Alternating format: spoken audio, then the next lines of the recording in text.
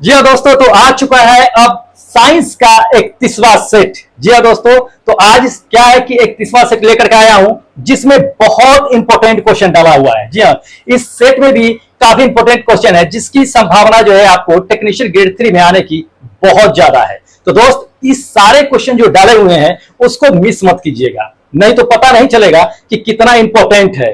एक क्वेश्चन अगर छूट गया अगर एग्जाम में, तो सोच लीजिए कि कितना नंबर से आप पीछे हो जाइएगा।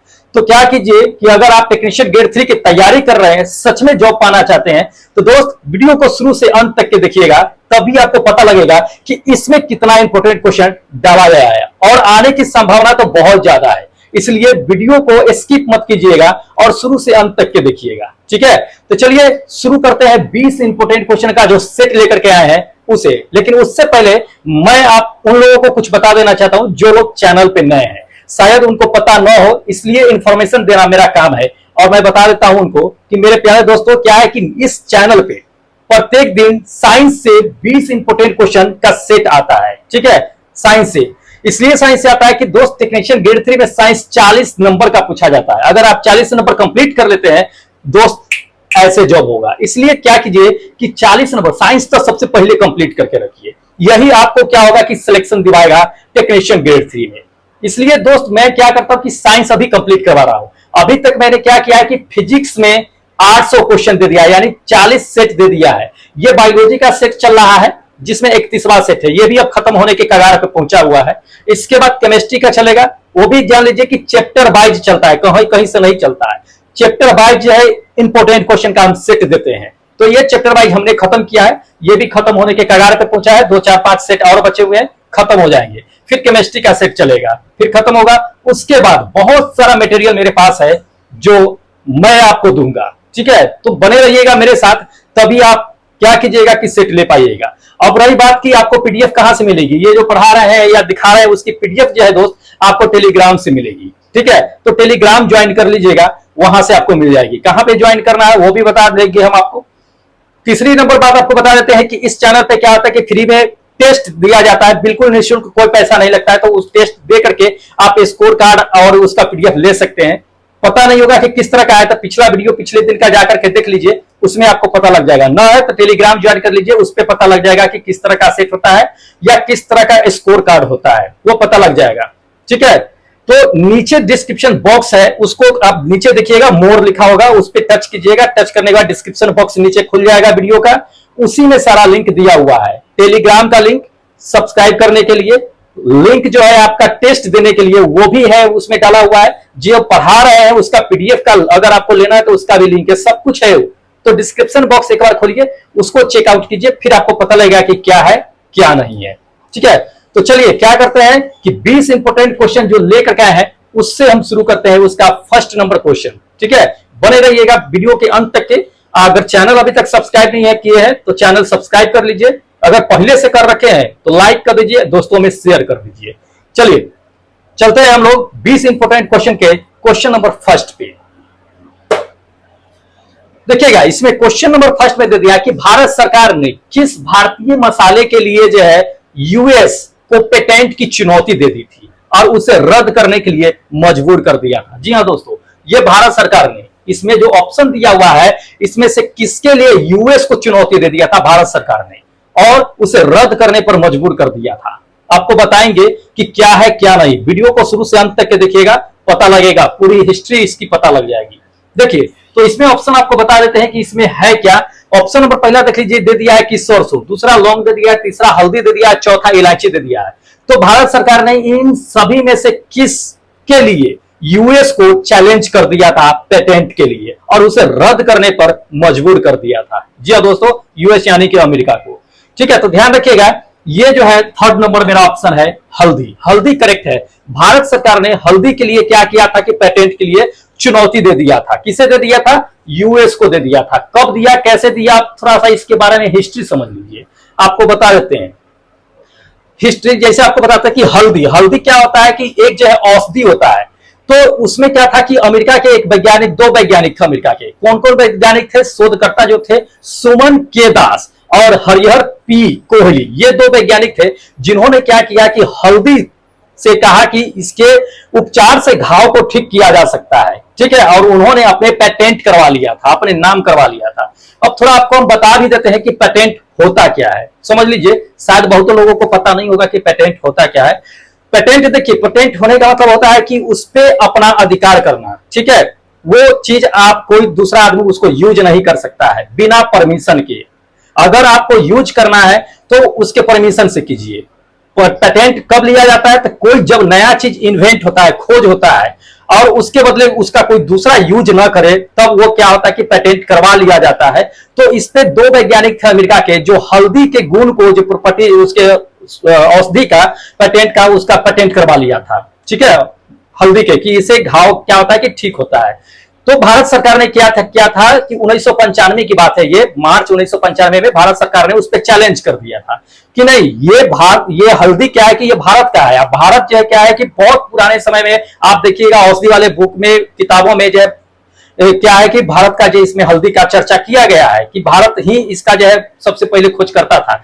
तो अमेरिका कैसे इस चीज का पेटेंट ले सकता है? तो भारत ने इस पे चैलेंज किया था, और CSIR करके जो होता है आपका काउंसिल जो है रिसर्च करके होता है उसमें, ठीक है, तो उसमें क्या किया गया कि केस किया गया था। फिर ये दोनों साइंटिस्ट जो थे, सुमन के दास और हरियर पी कोहली, उन दोनों के जो नाम पेटेंट थे उसको रद्द करना पड़ा, और फिर भारत को ये रिटर्न किया गया, ठीक है। तो ये कहानी थी, तो ये चीजें हैं। चलिए अगला क्वेश्चन दिखाते हैं। अगला क्वेश्चन इसमें दे दिया है, सेकेंड नंबर क्वेश्चन दे दिया है कि निम्नलिखित में से किसके उपचार के लिए अर्जुन वृक्ष की छाल का उपयोग किया जाता है? जी हाँ, अर्जुन वृक्ष की छाल का उपयोग किया जाता है। इसमें से किसके उपचार के लिए? पहला ऑप्शन देख लीजिए, इसमें दे दिया है कि क्षय रोग, दूसरा आपको दे दिया है कि त्वचा रोग, और तीसरा आपको दे दिया है इसमें देखिएगा हृदय रोग, और चौथा दे दिया है सृजन। किसके लिए? तो अर्जुन छाल का जो यूज किया जाता है किस रोग के उपचार के लिए किया जाता है?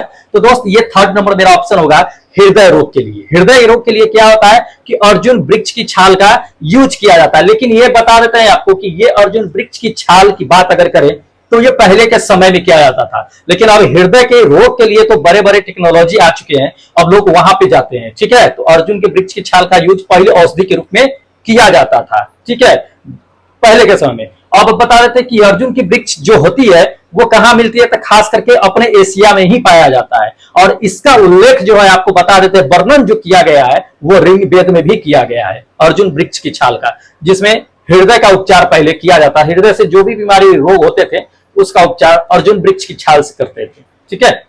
चलिए इंपॉर्टेंट है, इसको ध्यान में रखिएगा। अगला क्वेश्चन इसमें दे दिया है कि इनमें से दे दिया है कि किस रेशेदार जो है फसल का प्रयोग जो है मोटे कपड़े, थैले और जो है सजावटी सामान को बनाने के लिए किया जाता है? जी हाँ, इनमें से किसका उपयोग किया जाता है?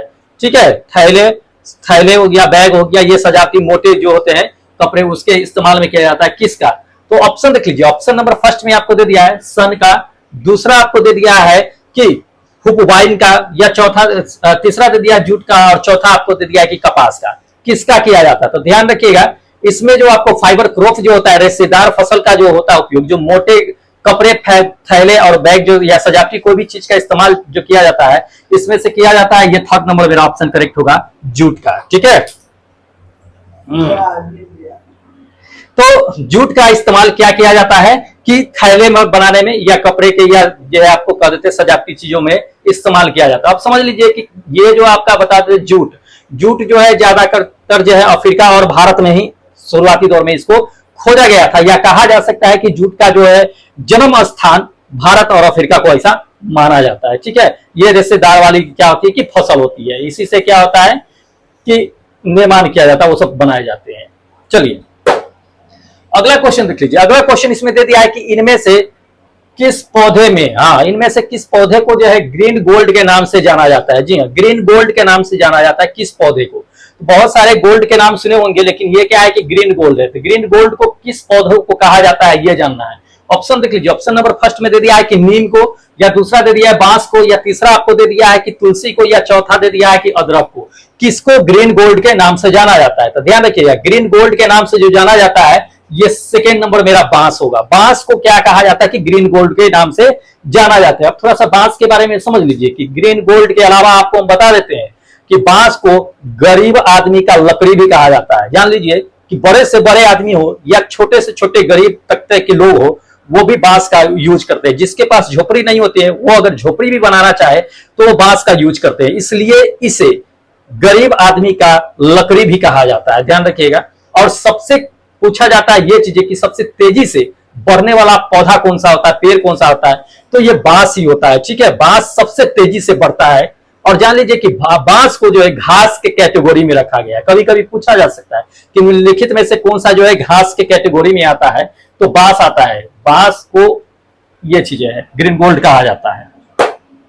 देखिए नेक्स्ट क्वेश्चन इसमें दे दिया है कि किस कवक को एक कवकनाशी के रूप में भी प्रयोग किया जाता है। जी हाँ, एक कवकनाशी के रूप में ही इसका प्रयोग किया जाता है। कवक को कौन सा है, तो दोस्त ध्यान रखिए, फर्स्ट नंबर ऑप्शन देख लीजिए, ट्राइकोडर्मा। ये ट्राइकोडर्मा क्या है कि एक कवकनाशी के रूप में जाना जाता है। अब समझ लीजिए कि ट्राइकोडर्मा जो होता है वो क्या करता है। ट्राइकोडर्मा जो होता है एक तरह से कहिए कि फसलों पर पाया जाता है। ठीक है, फसल के बीज जो होते हैं उस पर पाया जाता है। तो दूसरा कवक क्या होता है कि बीज को जब खाते रहता है, तो ये कवक क्या करता है कि उसको जो पकड़ लेता है, पकड़ने के बाद जो उसको अच्छे से लपेट लेता है और दूसरे कवक के अंदर के जितने भी रस होते हैं उसको चूस करके स्वाहा कर देता है। ठीक है, तो इसलिए कवक को जो है कवकनाशी के रूप में इसको जानते हैं, ट्राइकोडर्मा को। ठीक है, तो इसको ध्यान में रखिएगा, ये इंपॉर्टेंट है।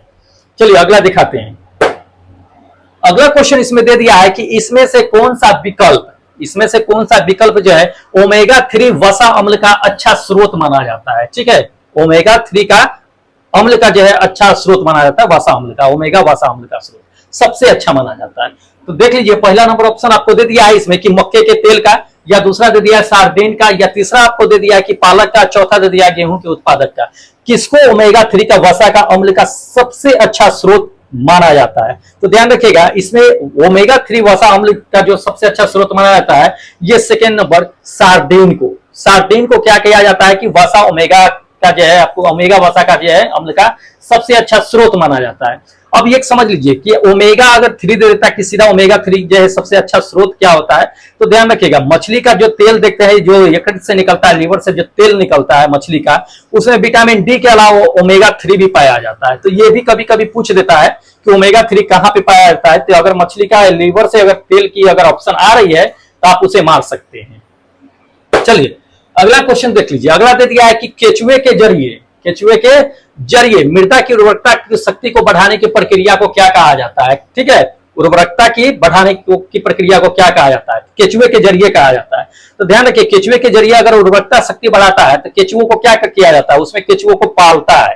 पालने के बाद मिट्टी क्या करता है, केचुआ जो है मिट्टी को खा करके उसी मिट्टी को बाहर निकलता है, बार बार उसी को खाता निकलता है। उससे क्या होता है कि केचुए की खेती का ये, या वो उसको वर्मी कंपोस्टिंग कहा जाता है, केचुए की खेती या वर्मी कंपोस्टिंग कहा जाता है। तो ये सेकेंड नंबर मेरा ऑप्शन क्या होगा कि करेक्ट होगा, है ना, वर्मी कंपोस्टिंग कहा जाता है। तो अब ध्यान रखिएगा ये केचुए से जो मिट्टी निकलता है वो काफी उर्वरक होता है। जब उसको खेतों में डालते हैं तो उससे क्या होता है कि फसल की जो है अच्छी उपज भी हो जाती है। ठीक है, तो केचुओं को पालना वर्मी कंपोस्ट या वर्मी कल्चर या कहिए केचुआ पालन कहते हैं। ठीक है, तो ये चीजें है। चलिए नेक्स्ट आपको दिखाते हैं क्वेश्चन। अगला क्वेश्चन इसमें दे दिया है कि एंटीबायोटिक डैश कवक से प्राप्त किया जाता है। किस कवक से जो है आपको जो एंटीबायोटिक प्राप्त किया जाता है ये बताना है। तो ऑप्शन नंबर देख लीजिए, ऑप्शन नंबर 3 जो है पेनिसिलिन है। ये पेनिसिलिन जो होगा ये करेक्ट आंसर होगा। एंटीबायोटिक के लिए पेनिसिलिन कवक से प्राप्त किया जाता है, ध्यान रखिएगा। तो ये चीजें है इंपॉर्टेंट है, पूछा भी जा चुका है ये। चलिए अगला क्वेश्चन देखिए। अगला क्वेश्चन इसमें दे दिया है आपको कि निम्नलिखित में से किसे ऊन या फाइबर के लिए पाला जाता है। जी हाँ, ऊन या फाइबर के लिए पाला जाता है, इसमें से किसे। तो ध्यान रखिएगा ऊन या फाइबर के लिए पाया जाता है। तो एक तो जान ले कि ऊन जो है भेड़ों से प्राप्त होता है, लेकिन भेड़ इसमें ऑप्शन है नहीं, तो हम मारेंगे क्या। ध्यान रखिएगा ऊन या फाइबर के लिए जो पाला जाता है, ये फर्स्ट नंबर जो अल्पाका दिख रहा है ये करेक्ट आंसर होगा। अल्पाका को क्या किया जाता है कि ऊन या फाइबर के लिए पाला जाता है। अब समझ लीजिए थोड़ा सा इसके बारे में कि किस तरह का होता है। ये आपका जो है अल्पाका होता है। ठीक है, इससे क्या किया जाता है कि ऊन या फाइबर के लिए पाला जाता है। ये खास करके आपको हम बता देते हैं कि ऊंट के प्रजाति में आते हैं, ऊंट के फैमिली के सदस्य के रूप में माना जाता है अल्पाका को। ठीक है, सबसे ज्यादा आप बता देते हैं कि ऊन के जो सबसे ज्यादा उत्पादन किया जाता है वो ऑस्ट्रेलिया में किया जाता है। और सबसे ज्यादा आपको बता देते हैं कि निर्यात भी किया जाता है तो ऑस्ट्रेलिया में ही किया जाता है। जान लीजिए, पूरे वर्ल्ड वाइड की बात अगर करें तो। अगर हम भारत की बात करें तो भारत में सबसे ज्यादा ऊन की जो उत्पादन कहां पे की जाती है, तो कश्मीर हो गया, आपका पंजाब हो गया, राजस्थान हो गया, यहां पे क्या होता है कि ऊन की सबसे ज्यादा उत्पादन किया जाता है। ठीक है, तो इसको ध्यान में रखिएगा। हो सकता है कि ये जीके के तौर पर आपको कहीं पूछ दिया जाए तो अलग बात है। अगली क्वेश्चन देख लीजिए। अगला क्वेश्चन दे दिया है कि पौधे के किस भाग में हमें क्या होता है कि कॉफी मिलती है। जी हाँ, पौधे के किस भाग से हमको कॉफी मिलती है ये बताना है। ऑप्शन नंबर फर्स्ट में देखिए कि छाल से मिलता है, दूसरा दे दिया कि पत्ती से मिलता है, तीसरा जड़ से मिलता है, या चौथा दे दिया कि फल से मिलता है, फली से। किस भाग से हमें कॉफी मिलता है, तो ध्यान रखिएगा। कॉफी के फसल जब होता है, पौधे जो होते हैं, तो पौधे जो होते हैं उसके किस भाग से मिलते हैं, ये फोर्थ नंबर जो है करेक्ट होगा, फली। फली के भाग से हमको क्या मिलता है कि कॉफी मिलता है। लेकिन आप जान लीजिए कि कभी कभी ये भी क्वेश्चन पूछ देता है कि कॉफी में कौन सा रसायन नामक पदार्थ पाया जाता है, तो कॉफी में कैफीन नामक पदार्थ पाया जाता है। ध्यान रखिएगा, कॉफी में कैफीन नामक पदार्थ पाया जाता है। ध्यान रखिएगा, इस चीज को पूछा जाता है कई बार। आपको बता देते हैं कि कॉफी का जो है ज्यादातर उत्पादन जो अपने भारत में जो किया जाता है वो कर्नाटक, केरल और तमिलनाडु राज्यों में किया जाता है। ठीक है, सबसे ज्यादा कॉफी का जो है उत्पादन किया जाता है, इसको ध्यान में रखना है। चलिए नेक्स्ट क्वेश्चन दिखाते हैं। अगला क्वेश्चन देख लीजिए। अगला क्वेश्चन दे दिया कि निम्नलिखित में से किन पौधों के रक्तचाप का उपचार किया जाता है। जी हाँ, किन पौधों से क्या किया जाता है, ब्लड प्रेशर का उपचार किया जाता है, ये बताना है। इंपॉर्टेंट है, ध्यान में रखिएगा। क्या है ऑप्शन फर्स्ट में देख लीजिए कि जामुन से किया जाता है, या तुलसी से किया जाता है, या तीसरा आपको दे दिया है कि सर्पगंधा से किया जाता है, या बबूल से किया जाता है। तो ध्यान रखिए, जिन लोगों को अगर ब्लड प्रेशर है वो अपना क्या कर सकते हैं कि जो है ब्लड प्रेशर जो होता है उसको कम किया जा सकता है, किसके उपचार से, तो ये क्वेश्चन आंसर के अकॉर्डिंग आपको चलते हैं, तो ये सर्पगंधा है। सर्पगंधा के इस्तेमाल से क्या होता है कि ब्लड प्रेशर को कम किया जा सकता है। सर्पगंधा को इंग्लिश में आखिर कहते क्या है पता है आपको, स्नेक रूट्स के नाम से जानते हैं, स्नेक रूट्स के नाम से सर्पगंधा जो ब्लड प्रेशर के उपचार में इस्तेमाल किया जाता है। ठीक है, अब ये सर्पगंधा पाया कहा जाता है, ध्यान रखिए। सर्पगंधा होता किस तरह का है तो ये भी देख लीजिए। ये सर्पगंधा होता है, ये खास करके कहां पाया जाता है आपको बता देते हैं कि हिमालय और सिक्किम जैसे राज्यों में जो है ये पाया जाता है, मतलब पहाड़ी क्षेत्रों में पाया जाता है ये। ठीक है, तो इसके पत्ते जो होते हैं क्या होते हैं कि लंबे, चमकीले और नोकेदार होते हैं। ठीक है, तो इसके इस्तेमाल से क्या होता है कि ब्लड प्रेशर का जो उपचार होता है उसमें इसका इस्तेमाल किया जाता है। काफी महंगा होता है, कॉस्टली भी होता है ये, क्योंकि बहुत रेयर पाया जाता है ये। चलिए अगला क्वेश्चन देख लीजिए। अगला क्वेश्चन इसमें दे दिया है कि पर्ण वृत्त दे दिया है कि किसका एक अंग है, इसमें से किसका अंग होगा।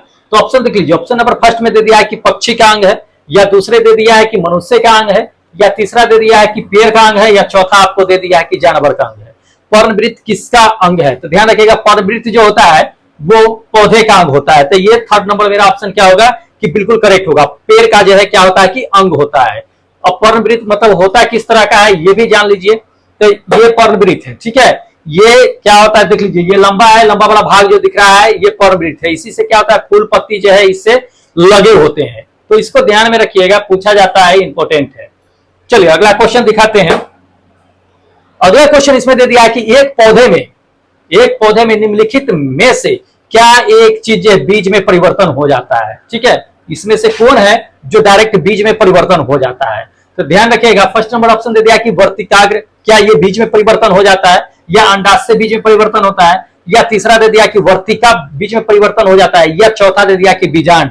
कौन है जो डायरेक्ट क्या होता है कि बीज में परिवर्तन हो जाता है, तो ध्यान रखिएगा ये फोर्थ नंबर मेरा ऑप्शन जो आप देख रहे हैं बीजांड, ये क्या होता है कि बीज में परिवर्तन हो जाता है।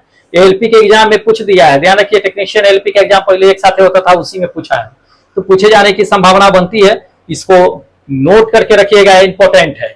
चलिए अगला दिखाते हैं क्वेश्चन।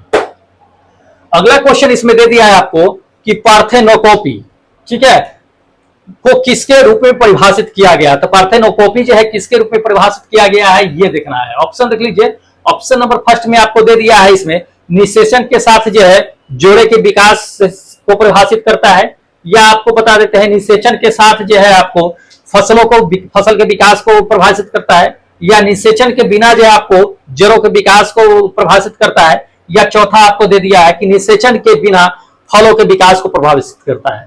तो ध्यान रखिएगा पार्थेनोकोमी जो होता है उसमें होता क्या है कि निषेचन जो होता है वो बिना निषेचन के जो फल होता है उसके विकास को जो है ये परिभाषित करता है। कोई भी फल अगर बिना निषेचन के हो रहा है, उसका विकास अगर हो रहा है तो वो पार्थेनोकोमी में आता है। ठीक है, तो ये पार्थेनोकोमी होता है, इंपोर्टेंट है, पूछा गया है, ध्यान रखिए। ये क्या होता है कि इस तरह के एक अलैंगिक प्रजनन होता है। ठीक है, अगला क्वेश्चन देखिए। अगला क्वेश्चन इसमें दे दिया कि निम्नलिखित में से कौन सा जो है बढ़ते हुए भ्रूण को पोषक उत्तक जो है कार्य पोषण उत्तक जो है कार्य जो है करता है। ये तो इसमें बताना है बढ़ते भ्रूण में किसके लिए पोषण उत्तक का कार्य करता है ये।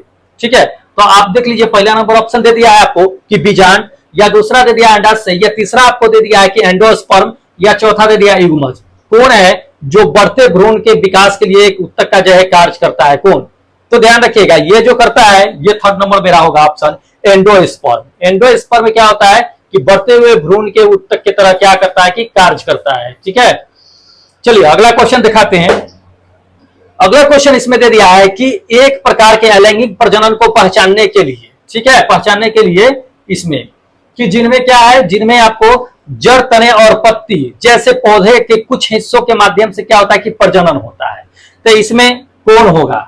ठीक है, जिसमें क्या होता है कि जड़, तने और एवं पत्तियों के माध्यम से पौधे में क्या होता है कि कुछ हिस्सों में जो होता है वो प्रजनन होता है। तो ध्यान रखिएगा, ऑप्शन देख लीजिए। ऑप्शन नंबर फर्स्ट में आपको क्या दिया है कि मुकुलन के माध्यम से हो सकता है, या दूसरा आपको दे दिया है इसमें वनस्पतिक प्रजनन के माध्यम से, या तीसरा विखंडन, या चौथा आपको दे दिया है कि अणुओं के विभाजन।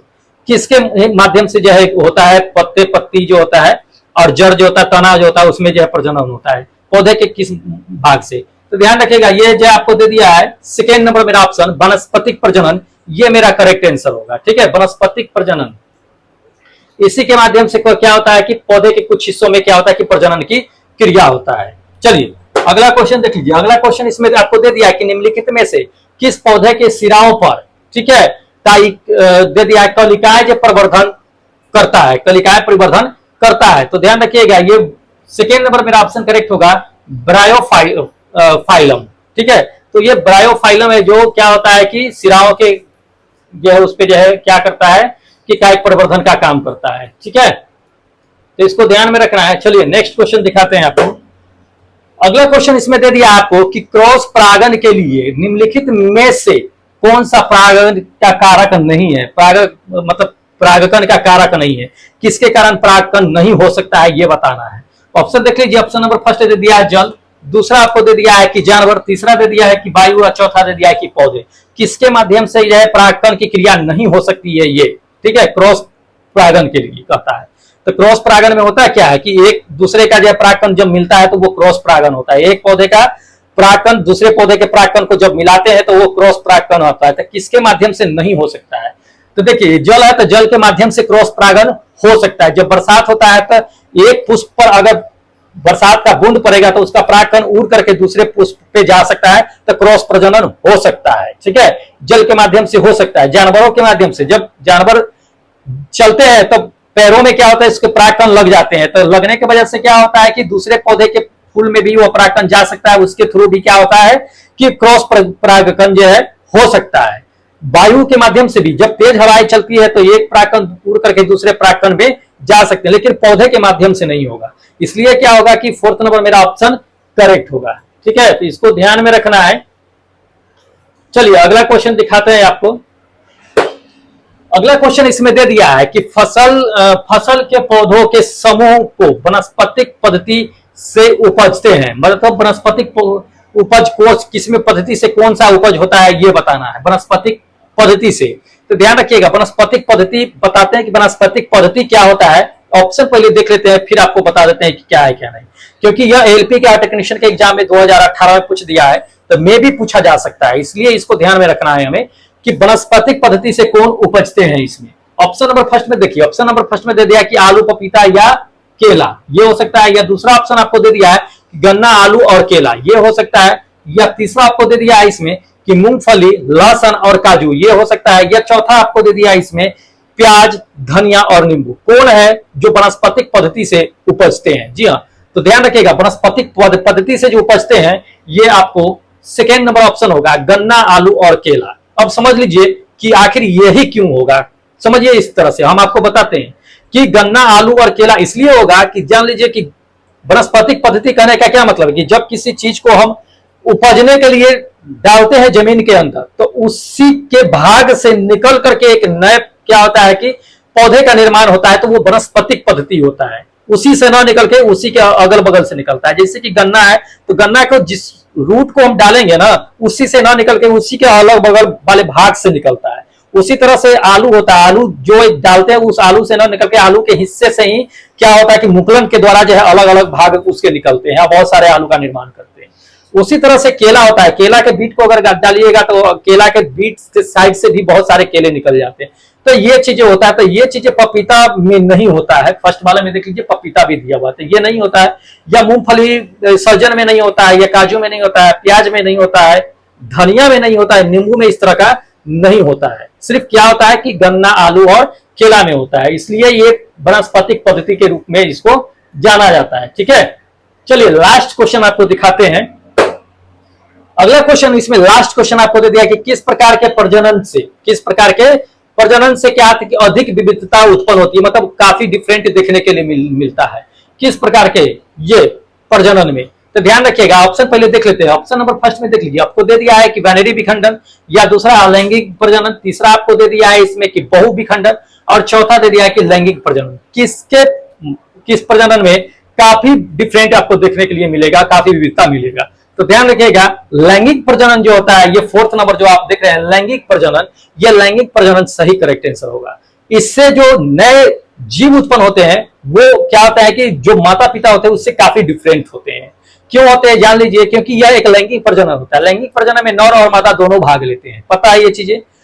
और लैंगिक में सिर्फ नर या मादा भाग लेते हैं, तो उसमें ज्यादा डिफरेंट देखने के लिए नहीं मिलता है। जिस तरह का होता है उसी तरह का हो जाता है। जिससे उड़हुल का फूल लीजिए, उड़हुल का फूल निकलेगा वैसा ही उड़हुल का फूल निकलेगा, तो ज्यादा डिफरेंट नहीं होता है।